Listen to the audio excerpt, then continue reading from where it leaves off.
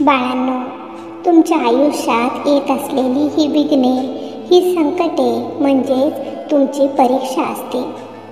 तुमच्या देवावर किती विश्वास आहे हे पाहण्याची ही परीक्षा असते.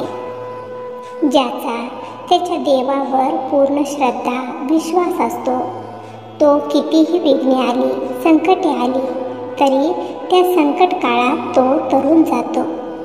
आणि ज्याचा त्याच्या परमेश्वरावर अजिबात विश्वासच नाही, तो त्याच्या संकटाच्या काळामध्ये बुडून जातो. हे लक्षात ठेवा. त्यामुळे जर का तुमच्या आयुष्यात खूप संकटे, खूप अडचणी येत असतील तर तुम्ही समजून जावा की तुमचा परीक्षेचा काळ हा सुरू झालेला आहे. आणि बाळांनो, तुमच्या कष्टात, तुमच्या यशात, तुमच्या सुखात, दुःखात आम्ही नेहमी तुमच्या सोबत होतो, आहोत आणि नेहमी असणारच आहोत. आणि जिथे आमची साथ असते तिथे संकटरूपी काटेही फुलांमध्ये परिवर्तित होत असतात. त्यामुळे काळजी करू नका. कधीच समोर उभे असलेले संकट पाहून तुम्ही कधीच घाबरू नका. आम्ही तुमचा हात धरलेला आहे. आमच्यावर पूर्ण विश्वास ठेवा. आम्ही तुम्हाला कधीच पडू देणार नाही. त्यामुळे तुम्ही काळजी करू नका. बाळांनो, प्रयत्न करत असताना, रोजची दैनंदिन कामे करत असताना त्याला नामस्मरणाची जोड तुम्ही नक्कीच द्या. स्नान करताना मनातल्या मनात जर तुम्ही तुमच्या देवाचे नामस्मरण करत राहिला तर ते तीर्थस्नान होईल. भोजन करताना नाम घेतले तर तो प्रसाद होईल. स्वयंपाक करताना नाम घेतले तर तो महाप्रसाद होईल. काम करताना नाम घेतले तर ते कर्म होईल. आणि घरात सतत जर तुम्ही नाम घेत राहिला तर तुमचे घर हे मंदिर होऊन जाईल. त्यामुळे तुमच्या देवाचे नाव हे अखंड तुमच्या मुखामध्ये राहू द्या. तुम्ही करत असलेले ते नामस्मरण तुम्हाला आतून बाहेरून शुद्ध करत जाते. तुमच्या कर्माच्या भोगाच्या फेऱ्यातून लवकर तुमची सुटका करते आणि तुमच्यासाठी सर्व दरवाजे ही खुली होतात. बाळांनो, भक्ती आणि नामस्मरण नेहमी करत राहा.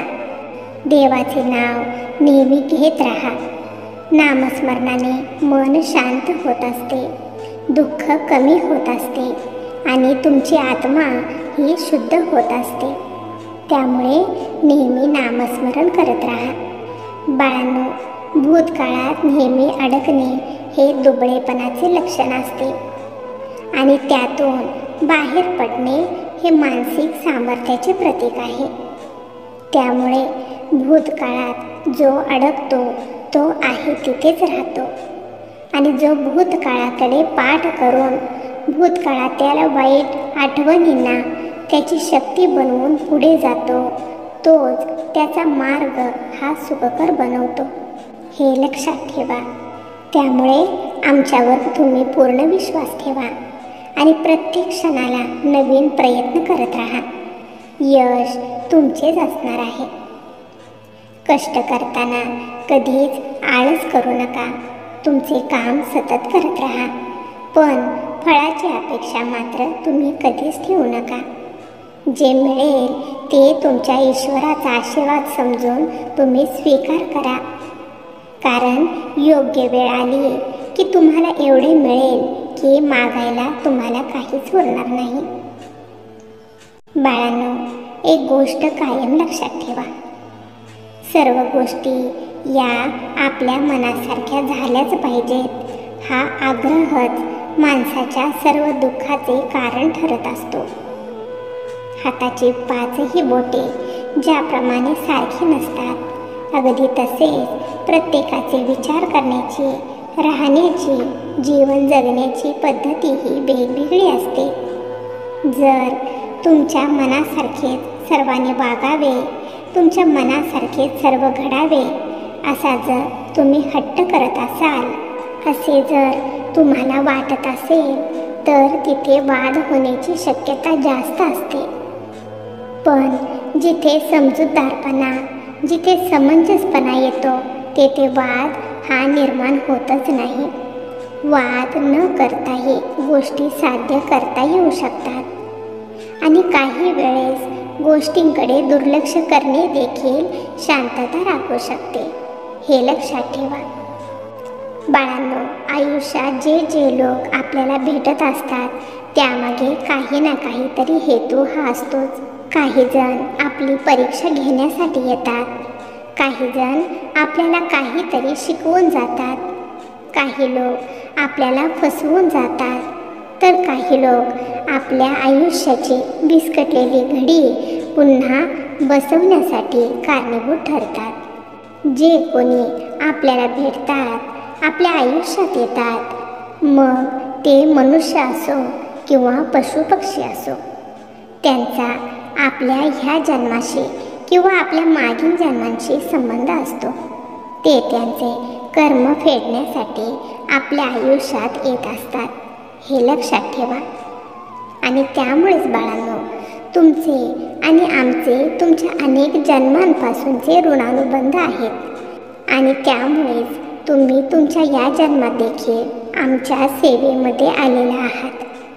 आमचा आशीर्वाद, आमची साथ ही अशीच तुमच्यासोबत नेहमीच असणार आहे.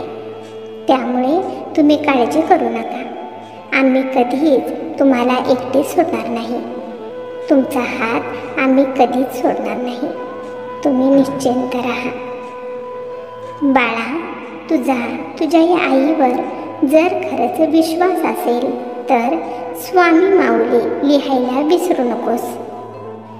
बाळांनो, ज्या वेळेस एखाद्या व्यक्तीवर खूप अन्याय, अत्याचार होत आहे तरी देखील ती व्यक्ती शांत आहे, दुःखातही हसण्याचा प्रयत्न करत आहे, तर त्यावेळेस तुम्ही समजून जावा की त्या व्यक्तीवर होणाऱ्या अन्यायाचा बदला स्वतः परमेश्वर घेत आहेत. त्यामुळे शांत बसणाऱ्या, गप्प अन्याय सहन करणाऱ्या व्यक्तीला जर तुम्ही त्रास देण्याचा प्रयत्न करत असाल तर खूप मोठ्या शिक्षेचे पात्र तुम्ही बनता आणि तुमच्या त्या वाईट कर्माची शिक्षा स्वतः परमेश्वर तुम्हाला देणार असतो. आणि जेव्हा देवाची काठी चालते तेव्हा भले भल्यांना पळण्यासाठी जमीनही कमी पडते. हे लक्षात ठेवा. बाळांनो, रागामध्ये कधीच समस्येचे उत्तर हे मिळत नसते, पण ज्या वेळेस तुमचे मन शांत असते तेव्हा प्रत्येक समस्याचे उत्तर हे मिळत असते. कोणतीही समस्या ही कधीच मोठी नसते. तुम्ही त्या समस्येकडे कोणत्या नजरेने पाहत आहात त्यावरून ती समस्या ही लहान आहे का मोठी आहे हे ठरत असते. काही लोक फक्त त्या समस्येचा, त्या अडचणीचा विचार करत राहून फक्त त्या समस्येकडे बघतच राहतात, तर काही जण त्या संकटात, त्या अडचणीत राहूनही त्यांचे ध्येय प्राप्त करतात आणि इतिहास देखील तेच बनवतात. जे कितीही मोठ्या संकटात का असेना, पण त्यांचे प्रयत्न ते सातत्याने करतच राहतात. महान तेच लोक बनतात जे त्यांच्या कमजोरीला, त्यांचा दुबळेपणा नाही तर त्यांची ताकद बनवतात. त्यामुळे बाळांनो, जोपर्यंत तुम्ही निर्णय घेणार नाही तोपर्यंत तुमच्या जीवनामध्ये बदल घडणार नाही. हे तुम्ही लक्षात ठेवा. प्रत्येकाच्या आयुष्यात एक क्षण असा येतो जेव्हा सर्व काही संपलेले आहे असे वाटत असते, पण लक्षात ठेवा, प्रत्येक शेवट हा नवीन सुरुवातीचा भाग असतो आणि अशा प्रसंगी उपाय फक्त एकच असतो, ते म्हणजे नामस्मरण. त्यामुळे नामस्मरण करत राहा. तुम्हाला दुःखातून तारण्याची शक्ती फक्त नामस्मरणामध्येच आहे. आणि बाळांनो, तुम्ही घाबरू नका. आमचा आशीर्वाद नेहमी तुमच्या पाठीशी आहे. जो आमचे नामस्मरण सतत करत राहतो त्याचा कर्मभाग हा आम्ही उचलतो. त्याला आम्ही कधीच त्याच्या पायामध्ये काठी टोचू देत नाही.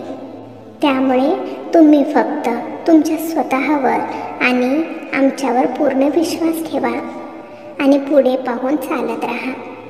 समोर असलेल्या धुक्याला पाहून कधीच थांबू नका. त्या धुक्यातून जसजसे तुम्ही एक एक पाऊल पुढे टाकत चालाल तर तुम्ही शेवटी आमच्यापर्यंतच येऊन पोहोचणार आहात. कारण पुढे आम्ही तुमची वाट पाहत आहोत. सुखाने, यशाने, मानसन्मानाने भरलेले जग तुमची वाट पाहत आहे. त्यामुळे आज जरी तुमच्या समोर ही संकटे उभी असली तरी त्या संकटांना फक्त पाहत बसू नका. त्या संकटांवर मात करा. तुमचे प्रयत्न सातत्याने करत राहा. मग लवकरच सुखाने भरलेले ते जग तुम्हाला पाहायला मिळेल. विश्वास ठेवा आणि काळजी करू नका. जो सातत्याने त्याचे प्रयत्न करतो त्याच्या पाठीशी आम्ही नेहमी उभे असतो. तू फक्त तुझे प्रयत्न करत राहा. तुझे सर्व काही चांगलेच होणार. बाळा, तुझा आमच्यावर जर खरंच विश्वास असेल तर श्री स्वामी समर्थ लिहायला विसरू नकोस. तुझे कल्याण होईल. स्वामी भक्तांनो, तुम्हाला जर आजचा हा संदेश आवडला असेल तर या संदेशाला लाईक करून कमेंट करायला विसरू नका. तसेच हा संदेश शेअर करायला देखील विसरू नका. कारण तुमच्या एका शेअरमुळे कोणाच्या तरी आयुष्यात थोडी जरी आनंदाची उमेद निर्माण झाली, त्यांच्या आयुष्याला नवीन दिशा मिळाली तर याच्या आशीर्वादाचे फळ तुम्हाला नक्कीच मिळेल. त्यामुळे असेच स्वामींचे संदेश दररोज ऐकण्यासाठी स्वामी कन्या पौर्णिमा या चॅनेलला नक्की सबस्क्राईब करा आणि बेल आयकॉन दाबा.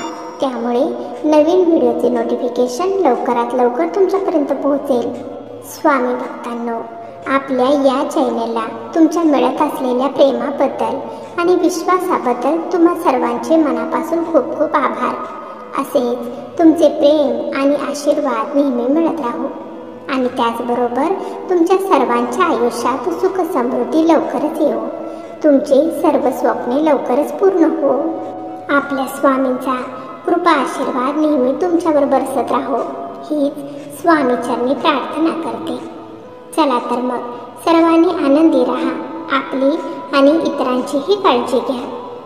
श्री स्वामी समर्थ. जय जय स्वामी समर्थ.